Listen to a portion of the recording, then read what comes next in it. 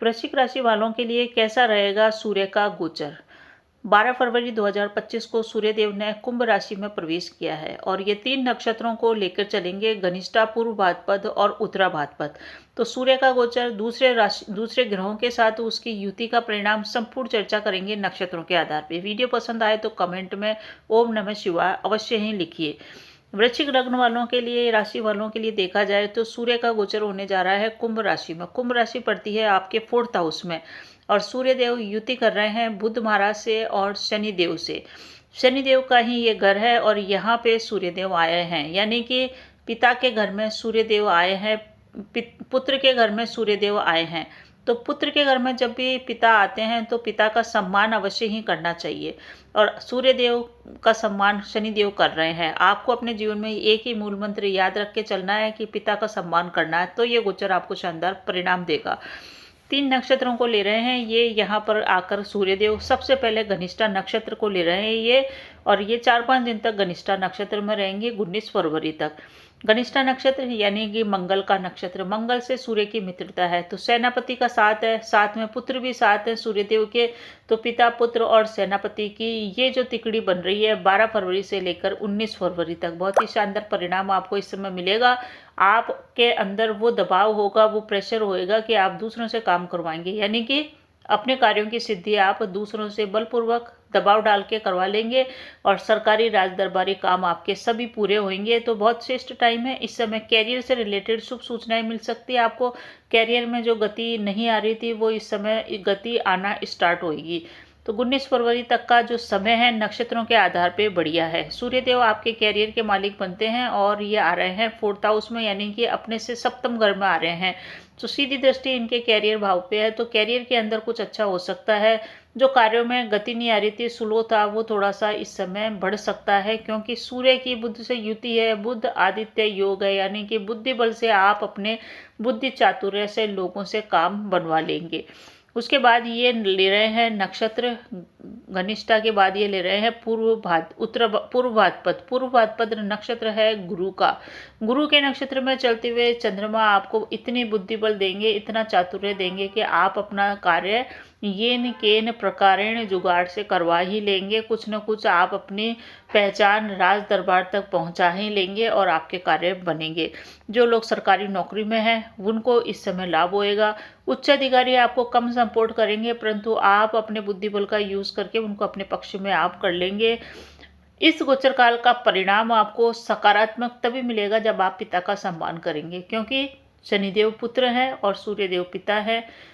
पिता का सम्मान अगर पुत्र के घर में नहीं हो तो पुत्र के घर में पिता अधिक समय तक नहीं रुकता है। जब तक पुत्र इज्जत देता रहता है, पिता का आशीर्वाद बरसता रहता है। यही हमको अपने जीवन में लाना है, पिता का सम्मान करना। पिता आपके सपोर्ट में आके पूर्ण रूप से खड़े होकर आपके कार्य करवा देंगे। आपको एक ही चीज़ का ध्यान रखना है कि बुध का साथ है, तो जितना भी कार्य करना है जल्दबाजी में न करें, बुद्धि बल का यूज करें, योजनाबद्ध तरीके से काम करें, आपको विजय श्री की प्राप्ति होगी। कार्यों में देरी थोड़ी सी लग सकती है, परंतु विजय श्री आपका वर्ण करेगी। जो लोग राजनीति में हैं उनके लिए श्रेष्ठ टाइम है पूरा 12 फरवरी से लेकर 14 मार्च तक का श्रेष्ठ टाइम है, जब सूर्य देव की सीधी दृष्टि अपने कार्य क्षेत्र के ऊपर है, यानी कि सूर्य आपके जीवन के अंदर, आपकी कुंडली के अंदर कर्म क्षेत्र के मालिक बनते हैं, तो यहाँ पे दृष्टि है।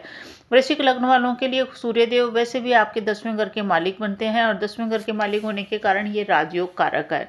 सूर्य का लग्नेश मंगल से मित्रता है, इसके कारण से आपको शुभ फलों की प्राप्ति इस समय होती हुई मिल रही है। केंद्र स्थान के अंदर सूर्यदेव आते हैं तो सभी कुछ सम्मान भी मिलता है। बस यही है कि जातक को पिता की संपत्ति प्राप्त करने में थोड़ी सी प्रॉब्लम इस समय हो सकती है। अगर प्रॉपर्टी का बंटवारा हो रहा है तो पिता का सम्मान करके चलिए, उसी से आपको भौतिक सुख सुविधाओं की साथ ही साथ धन दौलत की प्राप्ति होगी। इस समय जातक अगर मकान बनाना चाहेगा तो उसका खुद का मकान बन सकता है और वो सब कार्य होंगे पिता के सपोर्ट से। अब देखिए सूर्यदेव यहाँ पे आ रहे हैं तो माता के सुख में थोड़ी सी कमी आपको महसूस हो सकती है, ये आपको ध्यान रखना है माता के स्वास्थ्य का। सूर्य की शनि के साथ युति चल रही है, शनि की युति होने के कारण यहाँ पे शनि अपने ही घर में बैठे हुए हैं। अपने ही घर में जब भी कोई व्यक्ति के घर पे मेहमान आते हैं तो व्यक्ति अच्छी तरह से उसकी स्वागत के लिए तैयारी कर सकते हैं। तो यही स्थिति शनिदेव की है। शश योग का निर्माण हो सकता है।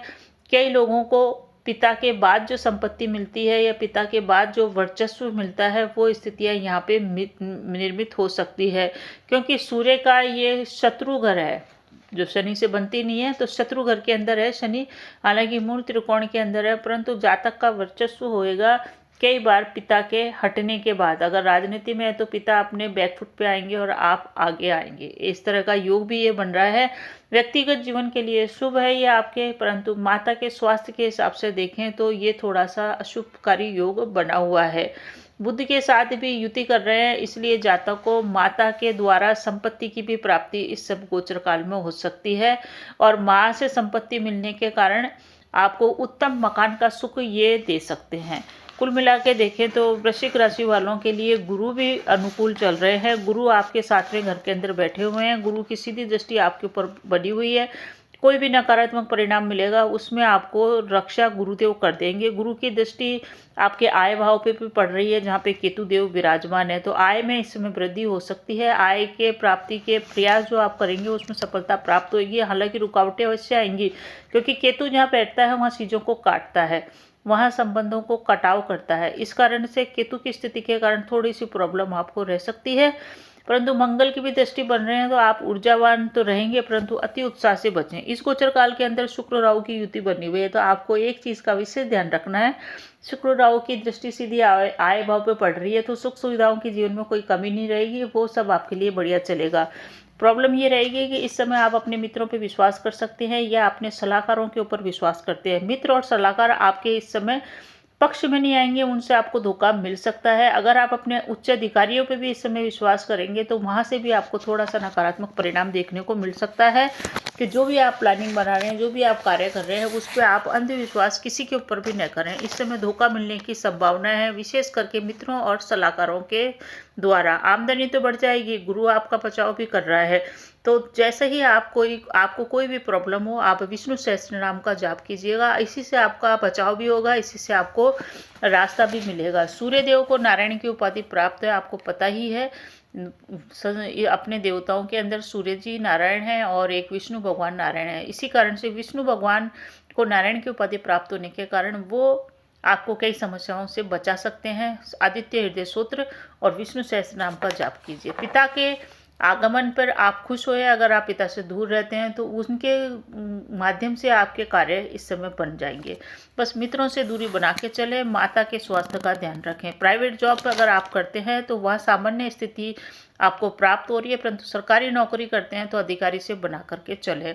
वर्कलोड इस समय आपको जॉब के अंदर अधिक मिलेगा। अधिक वर्कलोड के कारण आपको थकान हो सकती है, इसी के कारण से काम और आराम दोनों के बीच तालमेल बना के से चलेंगे तो आपके लिए बढ़िया रहेगा। परिवार को इस समय अवश्य दें, क्योंकि परिवार भाव में सूर्यदेव बैठे हुए हैं। सूर्य जहाँ बैठते हैं वहाँ स्थान को जलाते अवश्य हैं, वहाँ गर्मी अवश्य पैदा करते हैं। इस कारण से माता के स्वास्थ्य का भी ध्यान रखना है और परिवार के टाइम भी देना है। और कोई भी आपको प्रत्यक्ष संपत्ति इस समय प्राप्त होती है और या पहले से आपको प्राप्त है, तो उस प्रत्यक्ष संपत्ति पे अगर आप निर्माण कार्य की सोच रहे थे तो निर्माण कार्य सफल होएगा। सूर्य नक्षत्र परिवर्तन कर रहे हैं, ये जो नक्षत्र परिवर्तन कर रहे हैं आखिरी में चल रहे हैं, ये उत्तरा भाद्रपद नक्षत्र में। उत्तरा भाद्रपद यानी कि जो भी आपको परेशानियाँ आएगी मध्य काल में, उन सभी परेशानियों का नाश करके आप अल्टीमेटली जो भी आपके मित्र सलाहकार जो भी आपके खिलाफ काम करेंगे उन सभी पे विजय प्राप्त करते हुए आखिर में आपको ये प्रसन्नता अवश्य ही देके चले जाएगा। 19 फरवरी से के बाद आपका समय बहुत ही बढ़िया आ जाएगा, जो आपका चलेगा 4 मार्च के बाद आपका समय बढ़िया आएगा, माफ़ कीजिएगा 4 मार्च के बाद आपका बढ़िया समय आ जाएगा। उसके बाद आपको विजयश्री की प्राप्ति होगी, शत्रुओं के ऊपर भी और कार्य क्षेत्र के अंदर भी, और मान सम्मान की वृद्धि आपके 4 मार्च के बाद होती हुई दिख रही है, जब आपको ये सूर्य का ही नक्षत्र मिलेगा। सूर्य जब सूर्य के ही नक्षत्र में जाएगा, जब शिष्ट परिणाम मिलेगा आपको, बस पारिवारिक जीवन को आप संभाल के चलिएगा। तो एक तरह से देखा जाए तो स्टार्टिंग आपकी बढ़िया है 19 फरवरी तक, फिर 19 फरवरी से लेकर के 4 मार्च तक का समय थोड़ा सा नक्षत्र इसमें ले रहा है ये प्रॉब्लम वाला, इस कारण से थोड़ी सी आपको इस समय ध्यान रखना है। सतभिक्षा नक्षत्र ले रहा है तो सतभिक्षा नक्षत्र में थोड़ा सा व्यक्ति को ध्यान ही रखना चाहिए, क्योंकि इस समय थोड़ा सा राहु का नक्षत्र है, इसलिए प्रॉब्लम आपको रह सकती है। तो ये था नक्षत्रों के हिसाब से राशिफल। बने रहिए चैनल पे, अच्छा लगे तो लाइक शेयर सब्सक्राइब कीजिए, कमेंट में जय श्री राम लिखिए। धन्यवाद।